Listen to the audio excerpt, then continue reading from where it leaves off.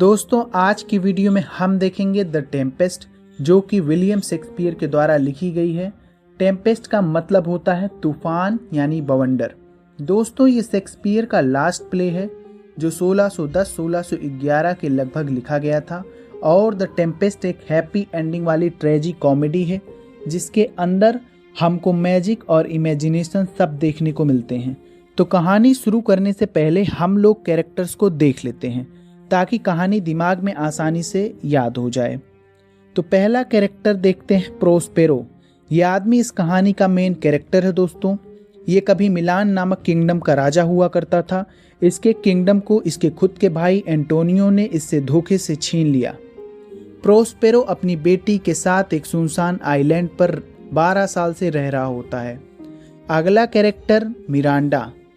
ये मिरांडा जो है प्रोस्पेरो की बेटी है। बहुत ही शालीन और अच्छी लड़की है। ये अपने पिता के साथ सुनसान आइलैंड पर यह भी रह रही होती है। अगला कैरेक्टर एरियल। एरियल एक स्पिरिट है यानी कि आत्मा, जिसको प्रोस्पेरो ने अपना गुलाम बना रखा है।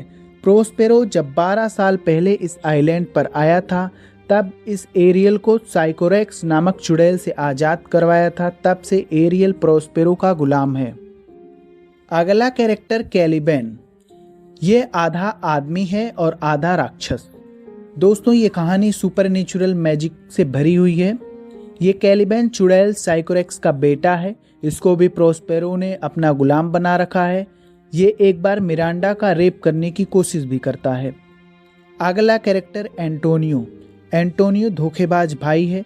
ये प्रोस्पेरो का भाई है जो इसका किंगडम मिलान धोखे से हड़प लिया होता है। एंटोनियो को सपोर्ट किया होता है एलोंसो ने। एलोंसो कौन है?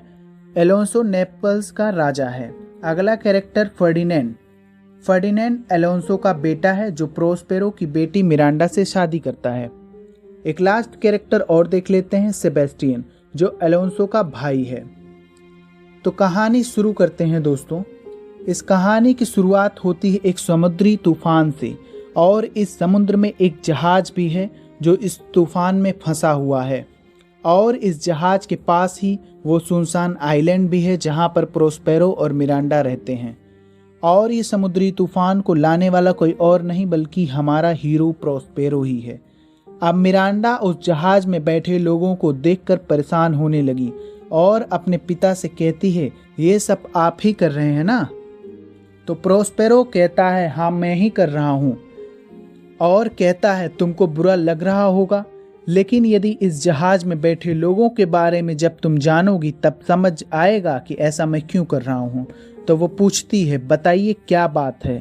तब प्रोस्पेरो बताता है, 12 साल पहले मैं मिलान का राजा हुआ करता था। तब तुम्हारे चाचा यानी मेरा भाई एंटोनियो ने अलोंसो जो नेपल्स का राजा है उसकी हेल्प से धोखा करके मेरा राज्य मुझसे छीन लिया। और इतना ही नहीं, मुझे और तुम्हें किडनैप करवा के समुद्र के पास छोड़ दिया। और तभी से मैं तुमको लेकर 12 साल से इस आइलैंड पर रह रहा हूँ। आज मुझे मौका मिला है, समय ने मुझे मौका दिया है, परिस्थितियाँ आज मेरे साइड हैं बदला लेने के लिए जो उस जहाज में बैठे उन लोगों से। इसलिए मैंने ये तूफान उठाया है। अब प्रोस्पेरो अपनी मैजिक से मिरांडा अपनी बेटी को सुला देता है। प्रोस्पेरो का गुलाम एरियल स्पिरिट जो कि एक आत्मा है आता है और प्रोस्पेरो को आकर खबर देता है कि आपके तूफान से जितने लोग थे जहाज में सब आइलैंड पर बिखर गए हैं और सारे जिंदा हैं। एरियल फर्डिनेंड को उठाकर ले आता है प्रोस्पेरो के पास। फर्डिनेंड जो एलोंसो का बेटा है। अब मिरांडा प्रोस्पेरो की बेटी, फर्डिनेंड एलोंसो का बेटा एक दूसरे को देखते हैं और वो दोनों एक दूसरे को पसंद करने लगते हैं। प्रोस्पेरो अपने मैजिक से फर्डिनेंड को अपना गुलाम बना लेता है। एंटोनियो, एलोंसो, सेबेस्टियन और जितने भी लोग जहाज पर बैठे थे अब उस आइलैंड पर खुद को सेफ पाते हैं। एलोंसो फर्डिनेंड को नहीं पाता तो उसको लगता है उसका बेटा फर्डिनेंड समुद्र में बह गया और वह रोने लगता है। उसको क्या पता कि एरियल एक स्पिरिट फर्डिनेंड को उठाकर प्रोस्पेरो के पास ले गया। अब एरियल जो कि स्पिरिट है, जो दिखता नहीं इन लोगों को, वो उन लोगों के पास आता है। उन लोगों के पास आकर एक म्यूजिक सुनाता है जिससे एलोंसो सो जाता है। और अब एंटोनियो धोखेबाज भाई एलोंसो के छोटे भाई सेबेस्टियन को समझाता है, इस सोते हुए एलोंसो को तुम मार दो और नेपल्स के तुम राजा बन जाओ। दोस्तों, जैसा ये किया है वैसा ही ज्ञान सेबेस्टियन को दे रहा हुआ होता है। तभी एरियल जो स्पिरिट है एलोंसो को जगा देता है ताकि ये दोनों उसको मार ना सकें। अब दोस्तों, कैलिबन आधा मानव आधा शैतान, ये एलोंसो के एक नौकर और एक विदूषक से मिलता है और वे सब कैलिबन को एक वाइन पिलाते हैं और कैलिबन को बहुत अच्छा लगता है। कैलिबन उन लोगों को महान समझने लगता है। दोस्तों, कैलिबन प्रोस्पेरो से चिढ़ता है क्योंकि प्रोस्पेरो कैलिबन की मां साइकोरेक्स को मारकर कैलिबन को अपना गुलाम बना लिया है। कैलिबन उन लोगों एलोंसो के नौकर विदूषक जो वाइन पिलाए थे उन लोगों से कहता है कि प्रोस्पेरो को मारने में मेरी मदद करो, मैं जिंदगी भर तुम्हारी गुलामी करूंगा।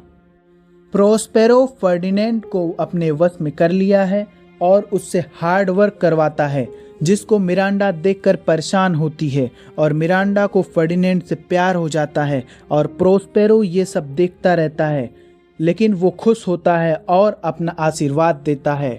दूसरी तरफ दोस्तों, कहानी में एंटोनियो सेबेस्टियन एलोंसो को मारने के फिराक में हैं, लेकिन एरियल स्पिरिट उनको ऐसा करने में नाकाम करता रहता है।